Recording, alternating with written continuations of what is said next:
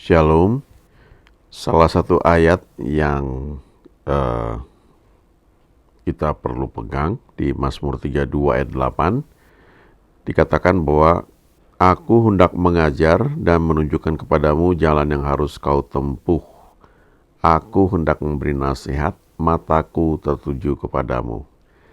Jadi ini satu janji yang Tuhan berikan bagi kita bahwa Dia selalu hendak mengajar kita dan menuntun kita di jalan yang benar. Di Mazmur 23 juga dikatakan bahwa Tuhan itu menuntun kita sebagai domba-dombanya di jalan yang benar. Ya, kemudian di Yohanes 10 juga dikatakan bahwa domba-dombaku mendengarkan suaraku, menyimak suaraku, ya, bahasa Inggrisnya listen. Domba-dombaku tuh memperhatikan, menyimak perkataanku, dan dengan kita itu belajar, ya, mendengar, menyimak pesan Tuhan kepada kita, tentunya lewat persekutuan pribadi, maka kita akan mengerti ketika ada persimpangan jalan, kita mengerti yang mana yang harus kita pilih. Dan mengikuti tuntunan Tuhan itu selalu yang terbaik, walaupun beberapa hal mungkin belum dapat kita mengerti, tetapi dengan belajar mendengar suara Tuhan lewat firman yang kita baca, kita akan semakin bisa membedakan, ya, dalam setiap pilihan yang ada, yang mana yang harus kita ambil. Ada satu ayat lagi di Kisah Rasul pasal 17 ayat 11. Ini cerita bagaimana pelayanan Paulus di beberapa kota. Salah satunya adalah di kota di Berea. Ya, ketika mereka sampai di sana, ya, Paulus dengan rekan pelayanannya, dikatakan di situ bahwa orang-orang Yahudi di kota itu lebih baik hatinya daripada orang-orang Yahudi di Tesalonika, karena mereka menerima firman itu dengan segala kerelaan hati, dan setiap hari mereka menyelidiki kitab suci untuk mengetahui apakah semuanya itu benar demikian. Kalau kita coba memahami keadaan yang ada saat itu, sebelumnya itu orang-orang Yahudi, mereka hidup dengan satu aturan-aturan yang ada pada mereka, yang kalau kita simpulkan kira-kira seperti yang ada di kitab Perjanjian Lama, ya, walaupun mungkin susunannya tidak persis sama, karena Alkitab yang kita baca sekarang ada 66 kitab, itu melalui proses kanonisasi, ya, ada dipilah-pilah, ada tulisan-tulisan yang ada sekarang ini, itu setelah diuji dengan beberapa hal, maka diputuskan ini yang termasuk bagian dari firman Tuhan, ya. Tidak hanya perjanjian lama, tapi juga ada perjanjian baru. Nah, pada saat itu belum seperti yang sekarang, apalagi perjanjian baru, ya, belum ada yang kita sekarang kita punya, ada 27 kitab itu, ya, belum seperti yang sekarang. Nah, mereka punya satu aturan-aturan yang mereka pegang turun-temurun. Lalu ketika Paulus datang, Paulus dan Silas, ya, sebelumnya juga Paulus dengan Barnabas, ini kan tim pelayanan, ya, mereka mendengar sesuatu yang baru, ya, yang tidak sama seperti yang mereka ketahui sebelumnya. Yang menarik adalah orang-orang Yahudi di Berea ini, mereka terbuka terhadap pemberitaan firman Tuhan. Jadi mereka menyediakan ruang di hati mereka untuk menerima firman itu, ya dikatakan di sini dengan segala kerelaan hati, tapi nggak berhenti di situ. Selanjutnya dikatakan setiap hari, ya bukan setiap minggu atau setiap bulan, tapi setiap hari mereka menyelidiki kitab suci. Nah, yang disebut kitab suci yang di sini tentunya belum seperti yang sekarang, ya. Mereka menyelidiki kitab suci untuk mengetahui apakah semuanya itu benar demikian. Jadi ini dua hal yang perlu kita perhatikan, ya. Kalau kita mau belajar lebih jauh menangkap tuntunan Tuhan, mengerti apa yang Dia ingin sampaikan kepada kita dan kita hidup di dalamnya, dua hal ini perlu kita punya. Yang pertama, punya hati yang terbuka, ya.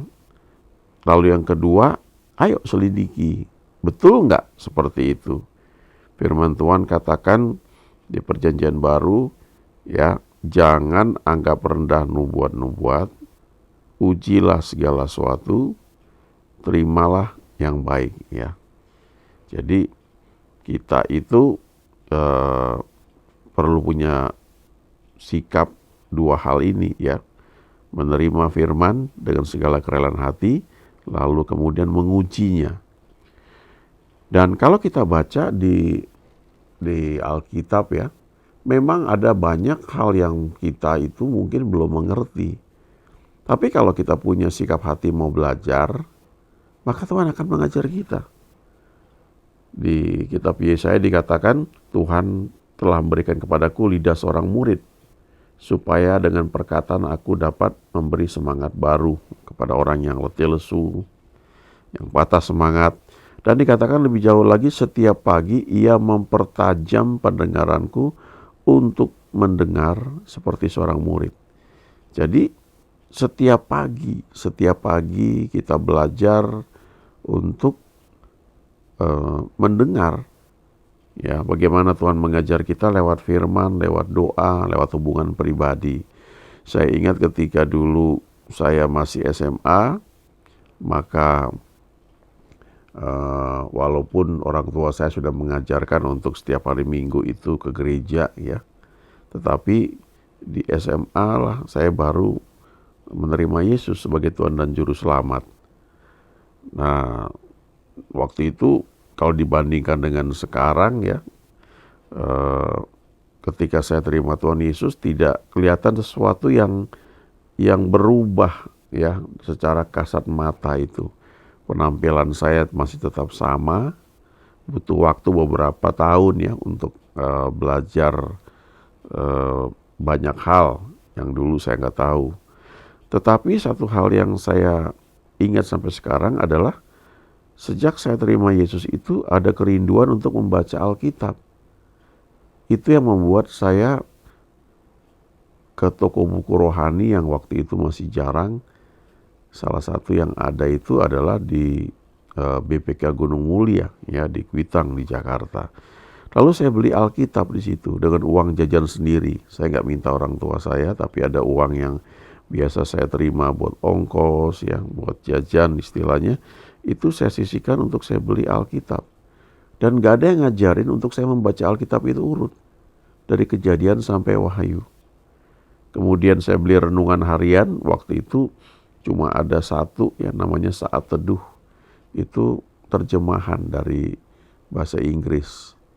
Kalau sekarang kan banyak sekali renungan harian, ya. Ada renungan wanita, renungan pria, renungan anak, renungan remaja, dan yang bentuk cetak udah banyak sekali. Bahkan dalam bentuk digital juga ada, ya. Kemudian saya bisa mencari lagu rohani yang sangat jarang sekali. Tapi ini kalau saya ingat sekarang itu menunjukkan perubahan-perubahan yang tidak terlihat oleh mata jasmani, ya, tapi itu terjadi. Nah, butuh waktu step by step. Kemudian saya mulai melihat ada hal yang lain, ya, tidak hanya soal terima Yesus menjadi ciptaan baru, tapi ada pengalaman lain lagi, yaitu baptisan Roh Kudus, sesuatu yang dulu itu asing. Nah, itu ketika pertama kali melihat hal itu juga bukan hal yang mudah ya. Karena kita punya konsep berpikir yang membuat kita itu tidak mudah untuk terima sesuatu yang baru. Ini salah satu contoh ya di Injil Markus pasal 12. Ketika datang kepada Yesus beberapa orang Saduki yang berpendapat. Nah, perhatikan ini ya. Orang-orang Saduki ini punya pendapat, punya mindset, punya satu cara berpikir yang mereka pegang bahwa tidak ada kebangkitan, ya, tidak ada kebangkitan bagi orang mati. Nah, mereka waktu itu menguji Yesus, mau jebak Yesus dengan pertanyaan yang tidak masuk akal. Tujuannya untuk menjerat Yesus sehingga apa yang mereka percaya itu ya, bahwa tidak ada kebangkitan bagi orang mati itu terbukti bahwa benar demikian. Lalu Yesus menjawab begini, kamu sesat justru karena kamu tidak mengerti kitab suci maupun kuasa Allah. Sebab apabila orang bangkit dari antara orang mati, orang tidak kawin dan tidak dikawinkan, ya, dan seterusnya. Nah, saya mau fokus ke sini ya. Ketika Tuhan berkata, kamu sesat justru karena kamu tidak mengerti kitab suci maupun kuasa Allah. Ada dua hal di sini. Ketika kita belajar firman, ya, mendengar firman, kita menyelidiki benar nggak demikian. Kalau kita dengar sesuatu yang baru, ada dua hal yang perlu kita perhatikan di sini. Yang pertama adalah apa dasar firman Tuhan ya. Jadi kita perlu baca kitab suci, ya, mengizinkan Tuhan mengajar kita menyediakan diri untuk diajar, untuk belajar firman. Tapi yang kedua adalah kuasa Allah. Dalam bahasa aslinya kuasa Allah itu dunamis. Nah, ini kata yang sama yang digunakan di Kisah Rasul pasal 1 ayat 8. Ketika dikatakan, tetapi kamu akan menerima kuasa. Nah, dunamis ya. Kalau Roh Kudus turun ke atas kamu, dan kamu akan menjadi saksiku di Yerusalem, di seluruh Yudea dan Samaria, dan sampai ke ujung bumi. Jadi, kalau kita menyelidiki kitab suci dengan hati yang terbuka, kita juga perlu kuasa dari Roh Kudus, dunamis. Dan ini bicara soal pengalaman. Baru kita bisa memahami apa yang Tuhan ajarkan kepada kita. Kalau misalnya kita hanya membaca, meneliti Alkitab itu dengan otak kita, maka ada banyak hal yang kita tidak bisa tangkap, tidak bisa kita mengerti. Nah, bagi saya sekian tahun yang lalu itu adalah baptisan Roh Kudus. Ya, saya lihat adik saya penuh Roh Kudus, kemudian adik-adik saya yang lainnya, ya, lalu ibu saya, ya, bapak saya. Nah, saya belum penuh Roh Kudus waktu itu. Saya sudah terima Tuhan Yesus, ya. Ada Roh Kudus dalam hati saya. Roh Kudus itu menjadi meterai, Roh Kudus itu mengajari saya, ya. Tetapi saya masih sangat didominasi oleh pemikiran saya, ya, otak saya, sehingga sulit bagi saya untuk mengerti banyak hal. Di antaranya ketika adik saya suka bilang ketika dia berdoa, dia mendengar Tuhan berbicara. Itu gak masuk akal. Bagaimana mendengar Tuhan itu berbicara? Suaranya seperti apa? Laki-laki atau perempuan, ya? Nah, itu butuh waktu untuk saya mengerti. Apalagi saya sekolah teknik, ya. Logiknya sangat kuat, ya. Lalu ketika tiba saatnya, waktu saya pulang dari Bandung sampai di rumah, ibu saya dengan adik-adik sedang berdoa, ya. Ayah saya sedang di luar kota. Lalu tiba-tiba dalam doa itu adik saya bilang, ya, siapa yang belum penuh Roh Kudus di sini angkat tangan. Dan saat itu saya tiba-tiba punya kerinduan, ya, yang tidak bisa dijelaskan dengan kata-kata. Saya ingin sekali, ya, untuk penuh Roh Kudus.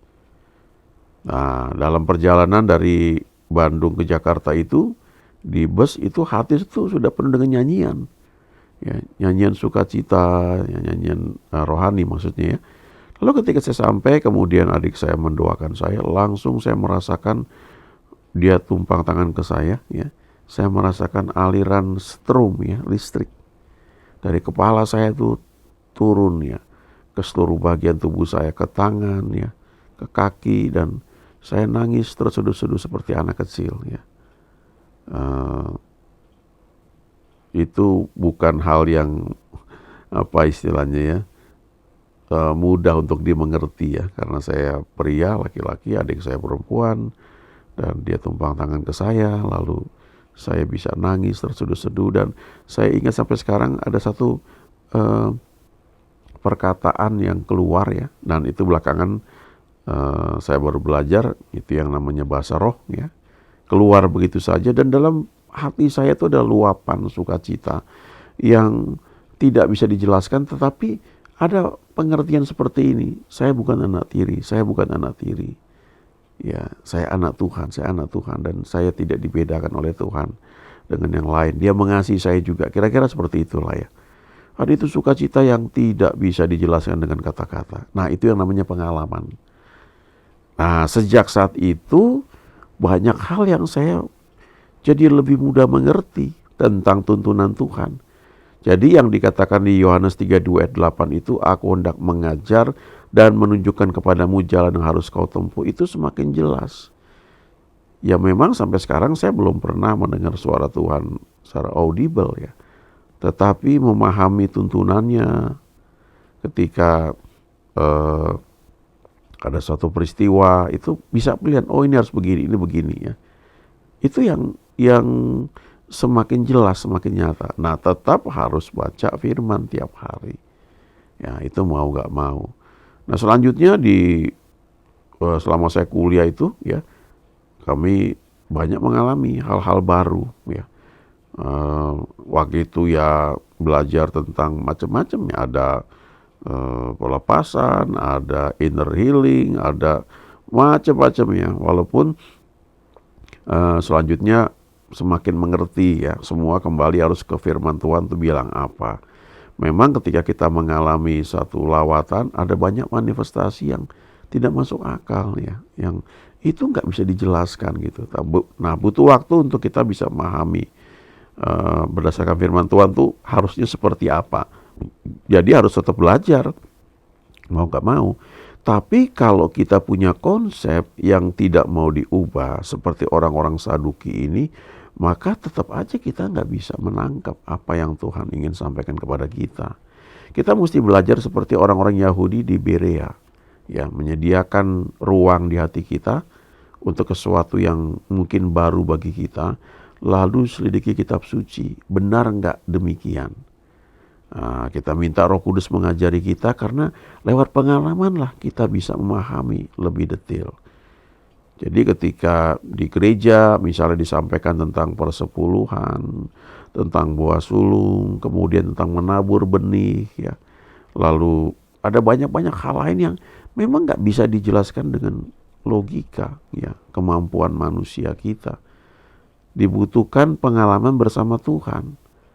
Baru kita ngerti, oh ternyata begini maksudnya. Ya, sekian tahun yang lalu misalnya ketika saya belajar mengenai persepuluhan, ya, awalnya ya simpel saja, saya menyisihkan apa yang saya dapat sepersepuluhnya.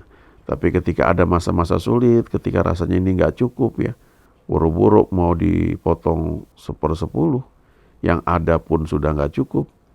Tapi ketika waktu itu saya belajar untuk setia, lalu terjadi mujizat ya.